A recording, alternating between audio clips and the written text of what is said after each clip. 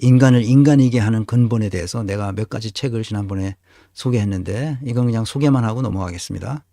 이 책들을 아마 구입할 수 있는지 없는지 모르겠어요. 지금 다 찾아보진 않아서.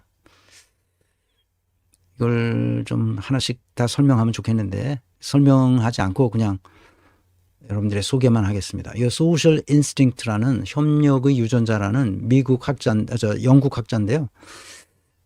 이 책은 잠깐 이거 최근도 아니죠. 좀 됐는데 살 수 있을 겁니다. 이 책은. 그러니까 인간은 이기적인 유전자를 가지고 있지 않고 그건 잘못된 해석이고 인간은 유전적으로 협력하도록 태어났다는 거예요. 그러니까 놀라운 얘기예요. 그 라이하니 교수가 쓴 이 책은 찰스 다윈이 했던 그 말을 그대로 첫머리 경구로 에피그램이라고 그러죠. 에피그램으로서 인용하는데 인간이 단 한 번이라도 비사회적 동물로 존재했다는 증거는 하나도 없다고 생각하네.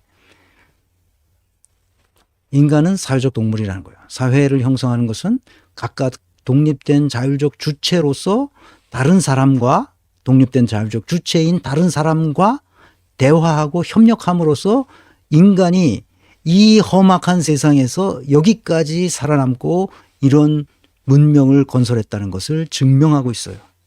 이 책에서. 협력의 유전자 이 책에서. 그러니까 아주 하등 동물이라는 개미서부터 시작합니다. 개미는 그 험악한 이 자연 환경 속에서 어떻게 살아남았나? 협력 때문에.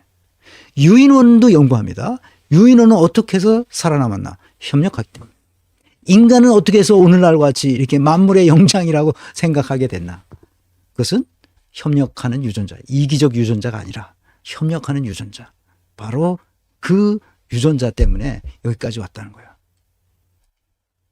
그런데 윤석열 이놈은 협력을 합니까? 지배하잖아. 다른 사람을 죽이고 자기 정적들을 죽이고 자기가 지배하려고 하잖아. 그래서 문명을 파괴하고 있는 거야. 그래서 문명을. 강진구를 공격하는 놈들도 똑같은 놈들이야. 왜 공격합니까? 강진구가 뭘 잘못했다고 쳐. 잘못한 것도 없지만 잘못했다고 치자고. 그래서 공격해서 너희들이 얻는 게 뭔데? 그래서 정천수가 강진구를 공격해서 얻는 게 뭐야? 응? 김두일이 강진구를 공격해서 얻는 게 뭐냐고, 김두일이. 김용민 이놈이 공격해서 얻는 게, 강진구를 공격해서 얻는 게 뭐야, 지가? 이종훈이 이놈도 똑같아. 강진구를 공격해서 얻는 게 뭐야, 그럼 도대체. 우리 문명에 어떤 발전을 이룩한단 말이야, 도대체.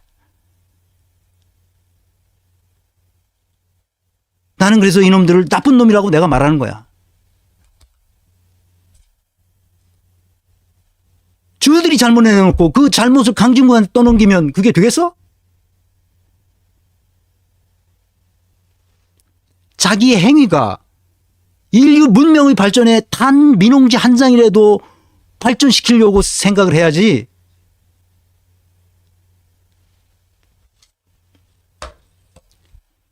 나쁜 놈들.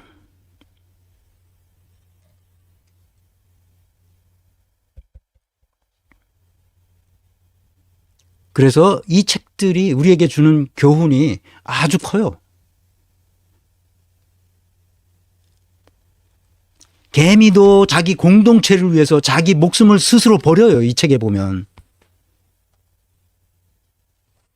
자기가 자살한다고. 자살함으로써 그 개미 공동체가 풍요롭게 되도록 구원받을 수 있도록 그렇게 행동한다는 건 이 책을 보고 나는 깜짝 놀랐어. 개미들도 그렇게 하는 줄. 개미들이야. 그 유전자적으로 태어난 유전자가 그렇게 프로그래밍 됐으니까 그렇지. 우리는 유전자로 그렇게만 되는 프로그래밍 된 그런 존재는 아니지. 우리는 사유하는 세계가 따로 있고 있단 말이야. 그러니까 저 미래를 향하여 우리가 나아갈 수 있는 그런 존재잖아. 실존하는 존재란 말이야. 다른 사람을 공격하는 것을 멈추기 바랍니다. 고위 공직자들을 공격해야 돼요. 잘못한 놈들을 공격해야 돼. 윤석열을 공격하고 김건희를 공격하고 오세훈이 공격하고 이런 나쁜 놈들이잖아요, 이게.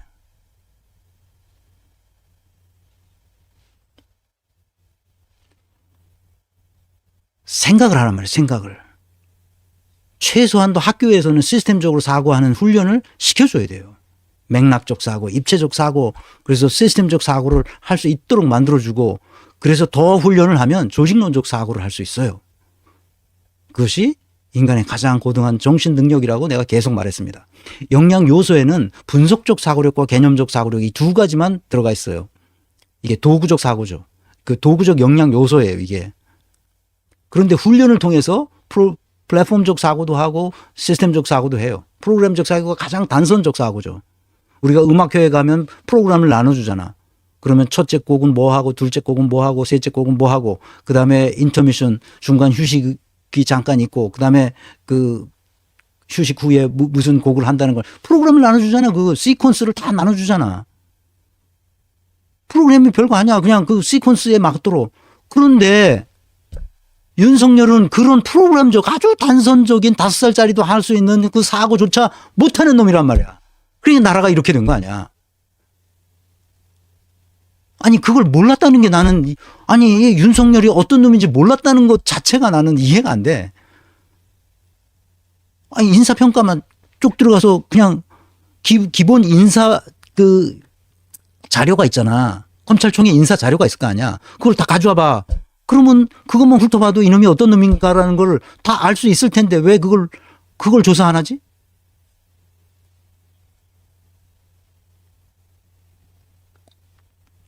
말해 뭐래. 내 이 조국이 나만 하면 진짜 짜증나는 게 이낙연 같은 놈을 어떻게 국무총리에다 앉히냐고. 그 인사평가를 해봐.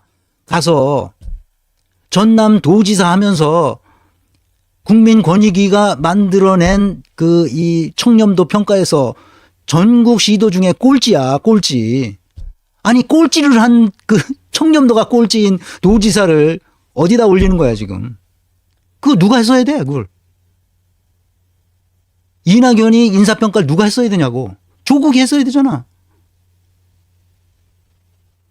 180석을 가지고 이낙연이 당 대표하면서 아무것도 안 했어, 이놈이.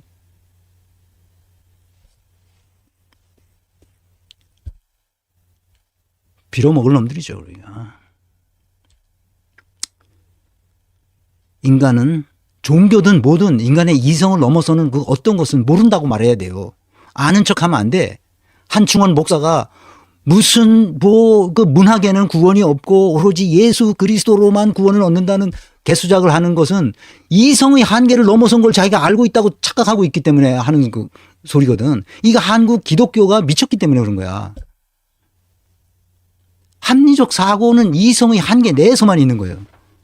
그래서 합리적 사고를 벗어난 불합리한 사고에 대해서 비판적 사고를 하고 그 비판적 사고도 넘어서서도 어떻게 할 수 없을 땐 추론적 사고를 할 수 있는 거야. 이게 다 이성의 한계 내에서 작동하는 사고야, 이게.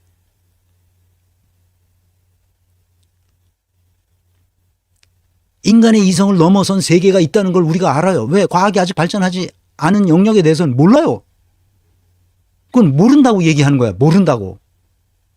한충원 목사가 뭘 한다고 떠들어?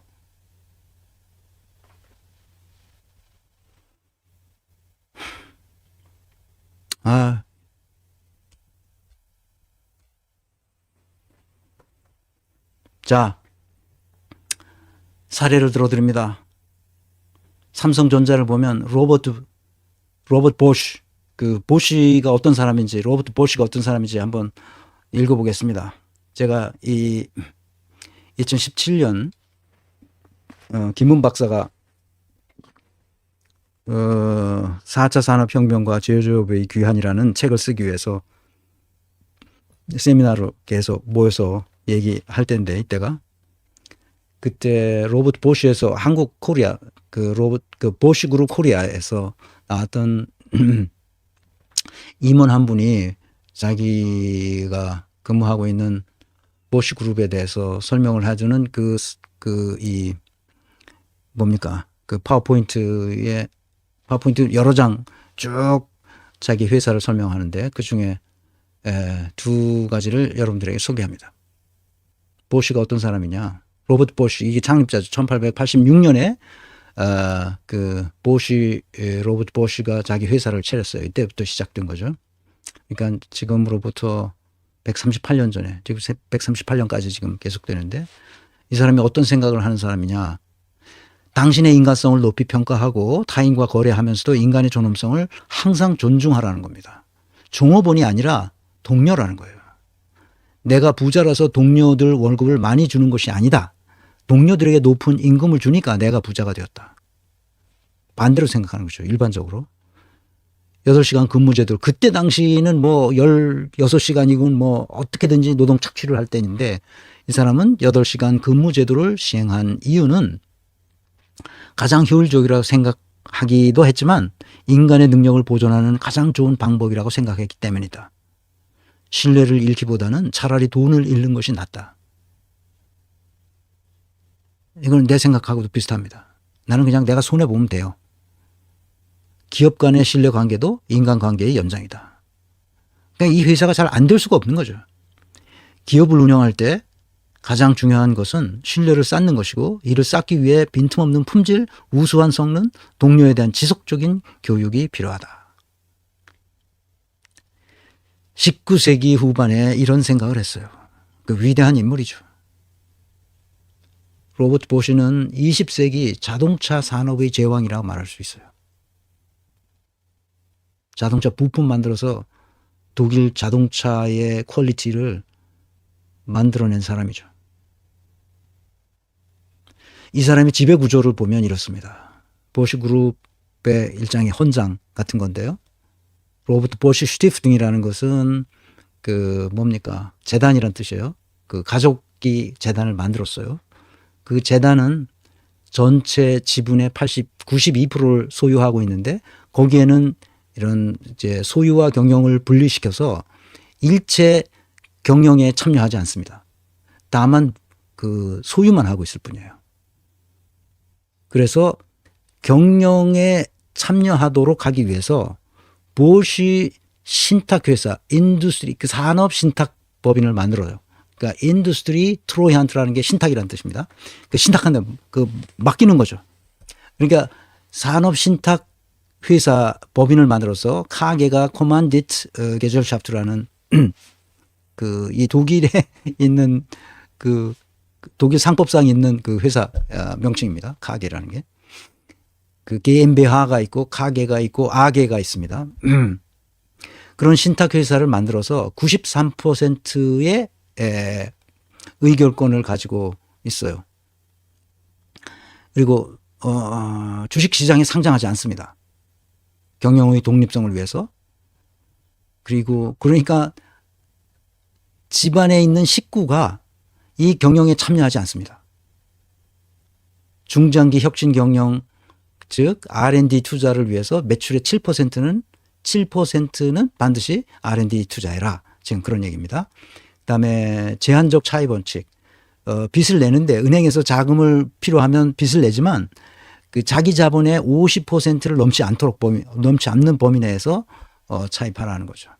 그러니까 뭐 자기 자본 비율의 뭐 100%, 200% 이렇게 차입을 못하게 했습니다. 재무 건전성을 바탕으로 기술 기업을 계속 M&A를 해라. 지금 그런 원칙에 따라서 움직이고 있습니다. 그러니까 실제로 경영권을 지배하는 것은, 그 소유권을 지배하는 것은 로버트 보쉬 가문이 하고 있습니다. 그러니까 여긴 자본가 계급이죠. 그렇지만 경영자들은 그 로버트 보쉬의 그 신탁법인에서 하고 있어요. 93% 보팅, 그러니까 투표권이 있으니까요. 그 나머지 그 보쉬 여러 자회사들이 많습니다. 여러 자회사들이 많은데, 그 로버트 보쉬 게엠베하, 그 유한 회사인데, 그 유한 회사가 가지고 있는 자회사들의 말하자면 지배권을 로버트 보쉬 신탁 회사가 가지고 있는 것으로 그렇게 운영되어 있습니다. 그러니까 가족은 일체 경영에 참여하지 않습니다. 자본가 계급으로 그냥 가지고 있는 거죠. 가지고 있어. 근데 이 사람들은 언론에 나오지도 않습니다. 그러니까 얼굴도 어떻게 생겨 먹었는지 몰라요. 그러니까 주로 나오는 것은 요 그 홈페이지에 들어가도 나오는 것은 로버트 보쉬 인더스트리 트로이한트 가게에 있는 이 사람들이 굉장히 유능한 사람들이고 이 사람들이 사실상 보쉬 그룹 전체를 운영하는 사람들이다. 그게 그쪽으로 들어갈 10명이 있습니다. 그 신탁법인에 10명이 전체 그룹을 운영한다 이렇게 보시면 되겠습니다.